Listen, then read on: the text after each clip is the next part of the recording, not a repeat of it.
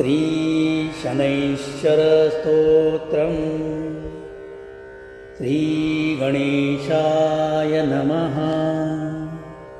अस्य श्रीशनैश्चरस्तोत्रस्य दशरथ ऋषिः शनैश्चरो देवता त्रिष्टुपछन्दः शनैश्चरप्रीत्यर्थे जपे विनियोगः। दशरथ उवाच कोणान्तको रौद्रयमोऽथ प्रभु कृष्णशनिः पिङ्गलमन्दशौरिः नित्यं समृतो यो हरति च पीडां तस्मै नमः श्री रविनन्दनाय। सुरासुरा किं पुरुषा गणेन्द्रा गन्धर्वविद्याधरपन्नगाश्च पीड्यन्ति सर्वे विषमस्थितेन तस्मै नमः श्री रविनन्दनाय।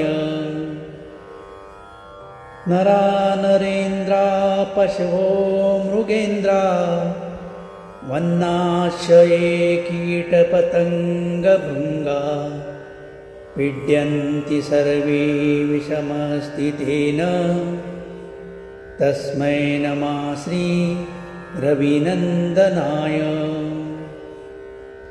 देशाश्च दुर्गाणि वनानि अत्र सेनानिवेशाः पुरपत्तनाति पीड्यन्ति सर्वे विषमस्थितेन तस्मै नमः श्री रविनन्दनाय। तिलैर्यवैर्माशगुणन्नदार्णे लोहेन नीलाम्बरदानतो वा प्रीणातमन्त्रेण जवासरे च तस्मै नमः श्री रविनन्दनाय। प्रयागकूले यमुनातटे च सरस्वती पुण्यजले गृहायां यो योगिना ध्यानगतोऽपि सुस्मर तस्मै नमः श्री रविनन्दनाय। अन्यप्रदेशात् स्वगृहं प्रविष्टं स्तदीयवारे स नरः सुखी स्यात् गृहाद्गतो यो न पुनः प्रयाति तस्मै नमः श्री रविनन्दनाय। स्रष्टा शम्भुर्भुवनतरस्य त्राता हरिसंहरते पिनाकी एकस्त्रिधारुज्यजुषाममृता तस्मै नमः श्री रविनन्दनाय। शन्यष्टकं या प्रयता प्रभाते नित्यं सुपुत्रे पशुबान्धवैश्व पटेश्च सौख्यं भुवि भोगयुक्तं प्राप्नोति निर्वाणपदं परं सः।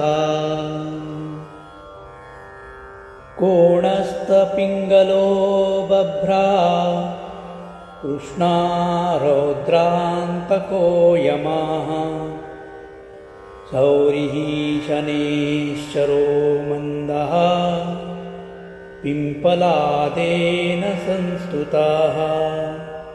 एतानि दशनामानि प्रातरुत्थापया पठे शनैश्चरकृता पीडा न कदाचित् भविष्यति।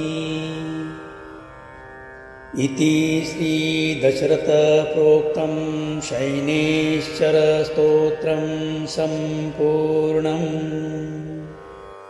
हमारा ईश्वर अनुभूति चैनल का यह वीडियो आप सबको अच्छा लगा तो ज़रूर सब्सक्राइब, लाइक और शेयर करें।